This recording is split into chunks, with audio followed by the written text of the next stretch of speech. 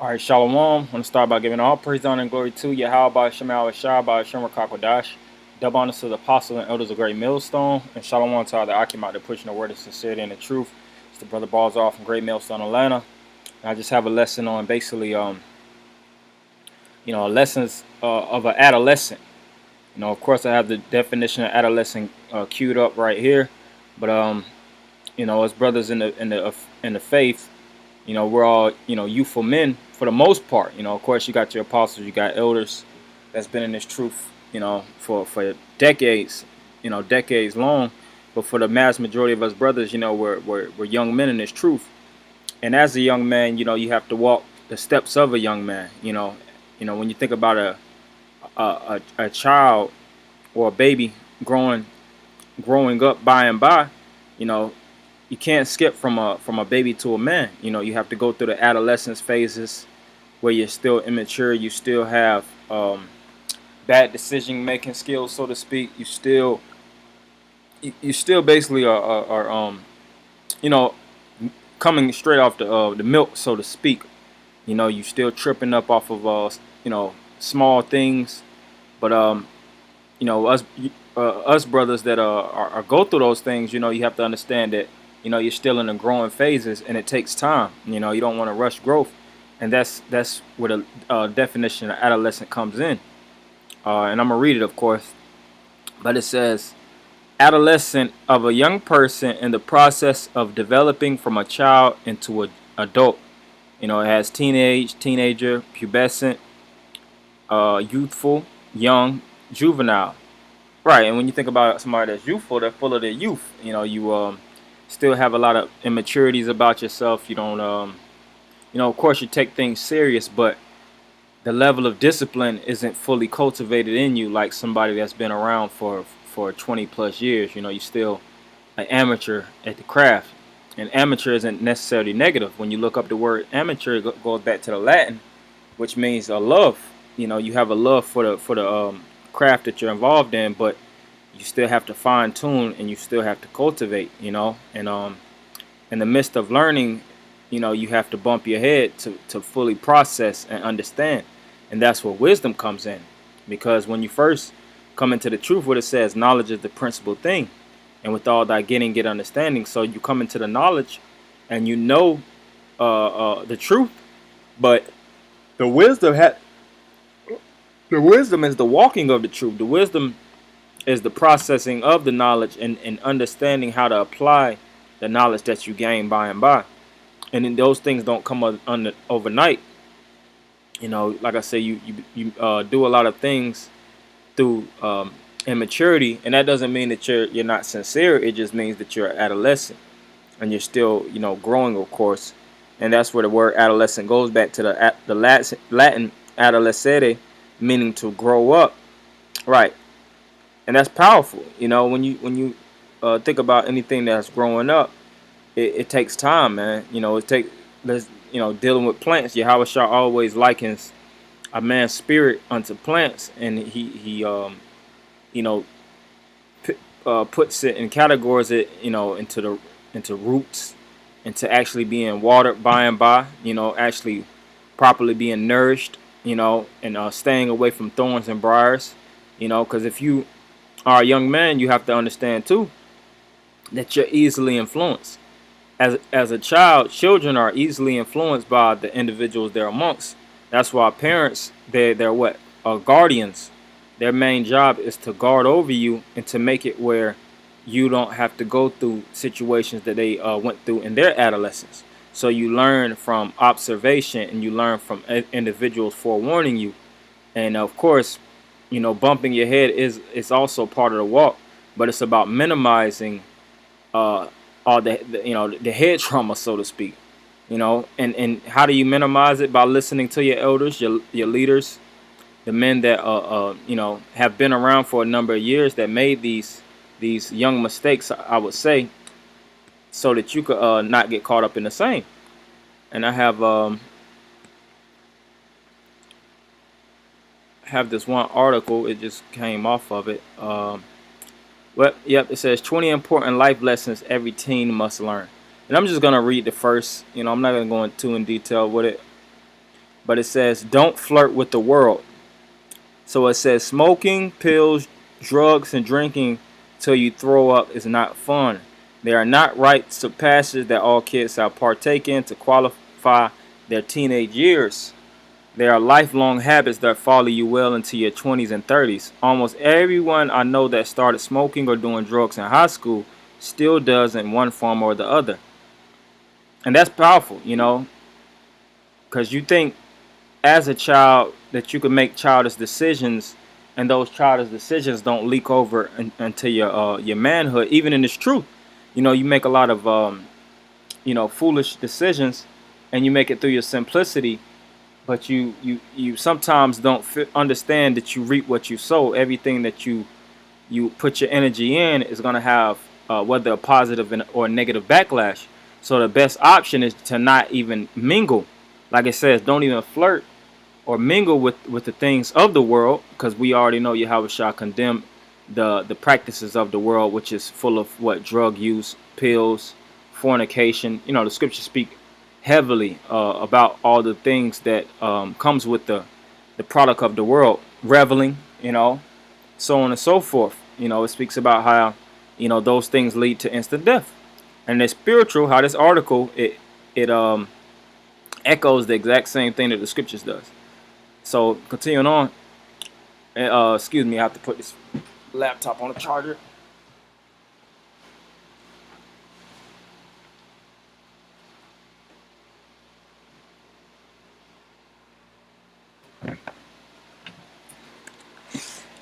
All right, well, continuing on, it says almost everyone I know that started smoking or doing drugs in high school still does in one form or the other. I heard Steve Harvey say it best when he said, "Sin will keep you longer than you want it to stay, and cost you more than you want it to pay." Hey, and that's a heavy point. Sin will keep you longer than you want it to stay, and cost you more than you want it to pay. Because what happens? What did the scripture say? How a demon jumps in you, and basically those evil spirits latch onto you. And what he said, the second condition is worse than the first. When certain spirits leave and they come back, because sin, which is transgressions, they stay longer than you intentionally desire. Because sometimes what you just want to dip your finger in the pot, so to speak, to get a little taste. But the scriptures speak about what? He that toucheth pitch shall be defiled therewith. And that what you touch will stain your spirit. And depending on the depth of the stain, it may not get off overnight. It don't matter how much you scrub, you try to take it off. It takes some sins don't remove. That's why you don't want to play with these type of things, man, because it's deadly serious. That's why it says sins will keep you longer than you wanted to stay, and cost you more than you wanted to pay, because the pay is very dire, and that pay may pay in your life. It might get you kicked out of the faith.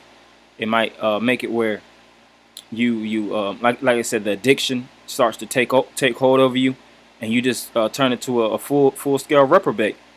So it says, use this time to develop your interests and talents. Life will be a lot more fun in the long run. Trust me, and that's a beautiful point.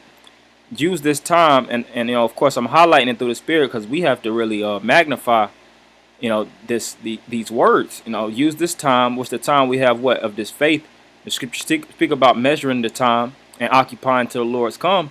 And the word develop means to unfold what you're interested in, your talents. And we know the talent was given to each and every one of us through the spirit and power of Yahweh Shema Shai to cultivate and develop, which is the understanding. So it says life will be a lot more fun in the long run. Trust me, and that's true, because when you go through things, it takes hardships. It's not an easy thing to fulfill, but the reward system is that much greater, and it's positive. There's no there's no negative backlash from positivity. It says he that's always good, no evil shall come upon him. But the bad thing is when you're amongst sin constantly, and you're amongst self-will and things of that nature, the backlash can be very, very detrimental. And like I said, it has a lot more points. Brothers want to go into the article You actually can go into it. I think it would behoove brothers, especially brothers that's young men in the knowledge to take heed unto these words. And I just want to read this in First John 2:15. Love not the world, 1 John 2:15. Love not the world, neither the things that are in the world. If any man love the world, the love of the Father is not in him. Right? So don't have an affinity or a strong desire for the things of the world, because we just read how things of the world that you flirt with, it comes back and it breaks you down. And it makes it where, you by and by transform. You switch your whole spirit.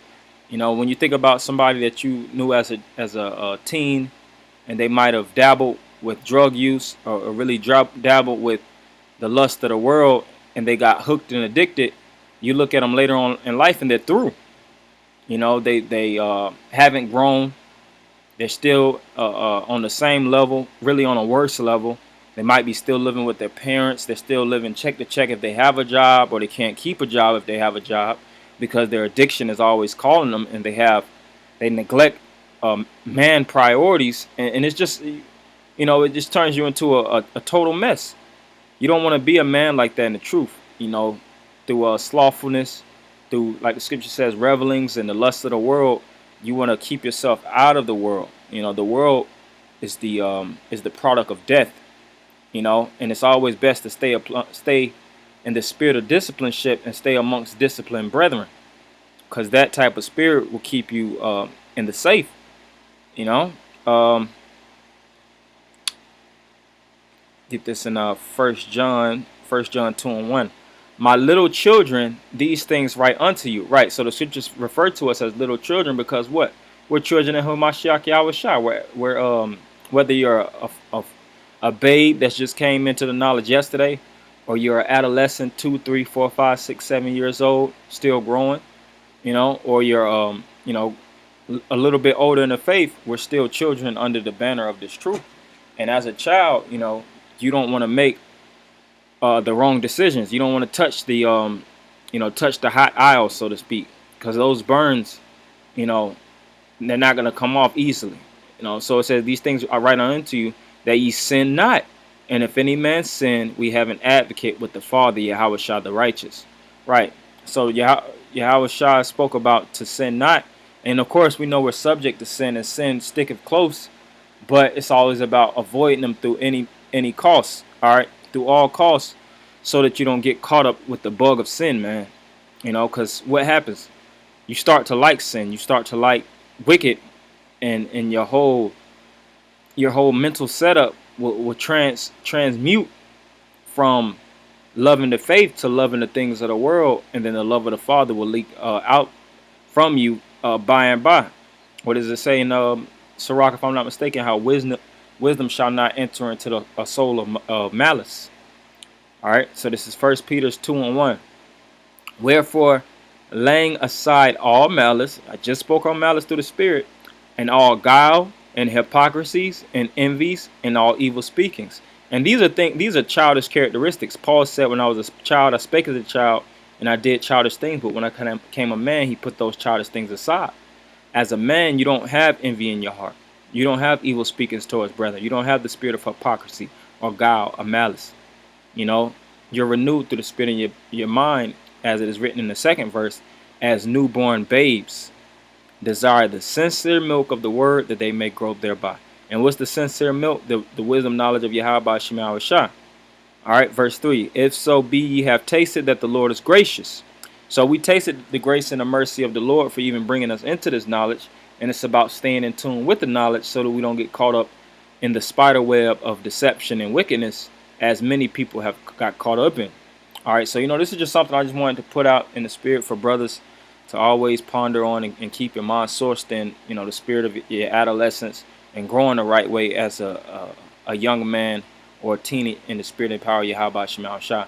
So I want to end it by giving all praise, honor, and glory to Yahweh Shema Shah by Shem Kakodash. Double on to the apostle and elders of Great Millstone, and Shalom Makim.